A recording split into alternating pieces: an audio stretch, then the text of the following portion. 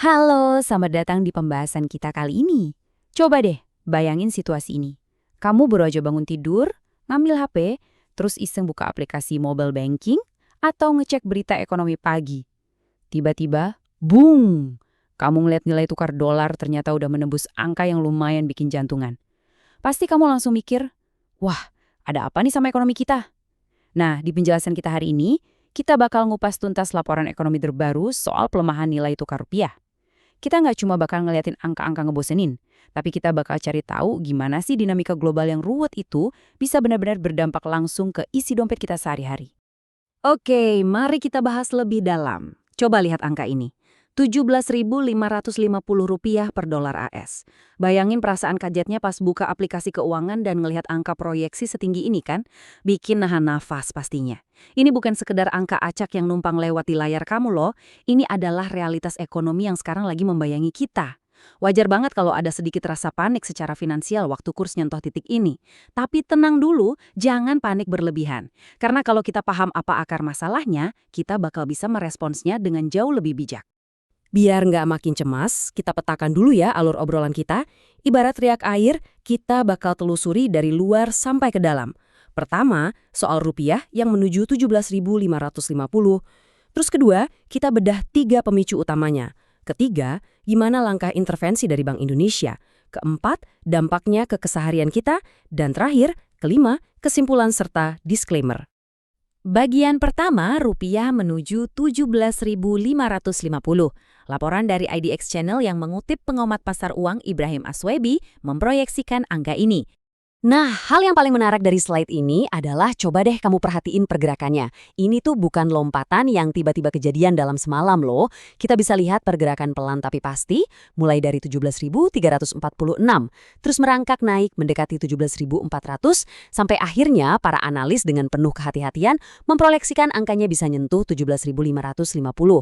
Tren yang terus berlanjut inilah yang bikin pasar benar-benar waspada. Masuk ke bagian kedua, 3 pemicu utama pelemahan. Kita naik ke level makro yuk, buat cari tahu kenapa ini semua bisa terjadi. Jadi pertanyaannya sekarang, kenapa sih rupiah bisa melemah sebegitu signifikannya? Mungkin kamu mikir, wah ekonomi lokal kita lagi hancur nih.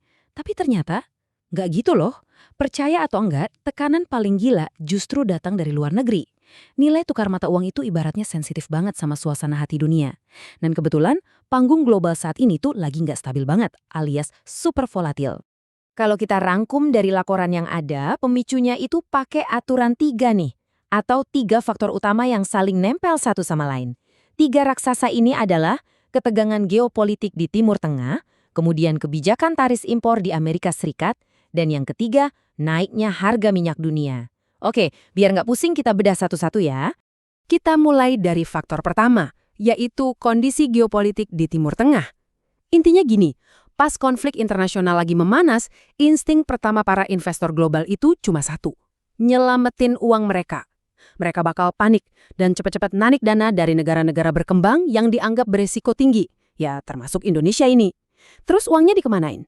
Nah, uang miliaran itu langsung ditumpuk di aset yang mereka anggap paling aman, atau istilah kerennya tuh safe haven.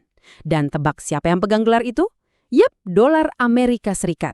Karena permintaannya melonjak drastis, otomatis dolar makin kuat dan ngegencet mata uang lain, termasuk rupiah kita. Lanjut ke faktor kedua, dan ini mengilustrasikan dengan luar biasa gimana satu kebijakan dari satu negara bisa bikin geger seluruh dunia. Jadi, Amerika Serikat kan mulai nerapin tarif impor baru nih. Sederhananya, ini tuh semacam pajak tambahan buat barang-barang dari negara mitra dagangnya.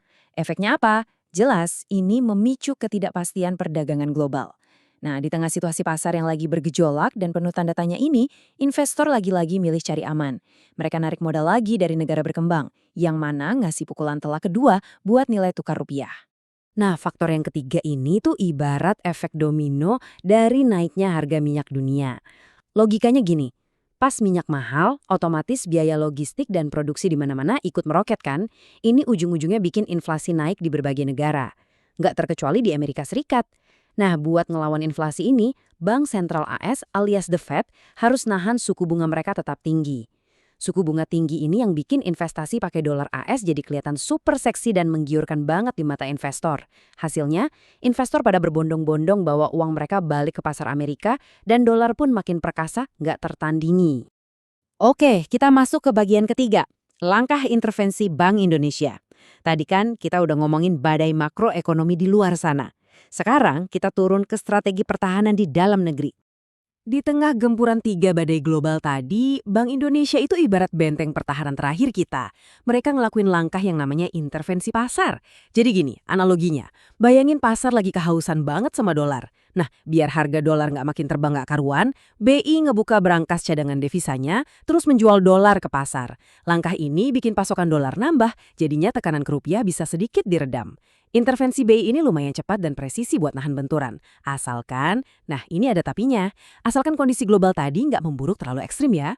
Bagian keempat, dampak pada kehidupan sehari-hari. Sekarang kita zoom in nih ke level mikro. Pertanyaan terpentingnya, terus apa artinya ini semua buat saya dan kamu? Mari kita bawa obrolan ini ke realitas isi dompet kita. Di satu sisi, kerasa banget nih dampak negatifnya. Rencana kamu mau liburan ke luar negeri? Wah, siap-siap aja harus rogoh kocek lebih dalam. Mungkin jatah belanja oleh-olehnya harus dipotong. Terus, buat kamu yang suka beli barang impor, entah itu gadget incaran terbaru atau makanan dari luar, harganya kemungkinan bakal merangkak naik karena importirnya bayar pakai dolar yang lagi mahal. Dan buat yang punya utang atau cicilan dalam dolar, waduh, bebannya pasti kerasa jauh lebih berat. Tapi tunggu dulu, di sisi sebaliknya ada yang lagi senyum lebar nih. Yap, para eksportir. Buat pengusaha lokal yang jual produk ke luar negeri dan dibayarnya pakai dolar, ini ibarat lagi panen raya. Dolar yang mereka dapatin pasti cairin ke rupiah, nilainya jadi berlipat ganda. Masuk ke bagian kelima, kesimpulan dan peringatan penting. Mari kita rangkum penjelasan ini sebelum kita tutup dengan sedikit pengingat buat kamu. Jadi, poin krusialnya adalah, meskipun angka proyeksinya ada di sekitar 17.550 per dolar AS, ini bukan karena fondasi ekonomi lokal kita yang bobrok. Ingat, ini murni dipicu oleh ketegangan geopolitik, perang tarif, dan naiknya harga minyak dunia. Untungnya, Bank Indonesia tetap standby, jaga gawang pakai intervensi pasar.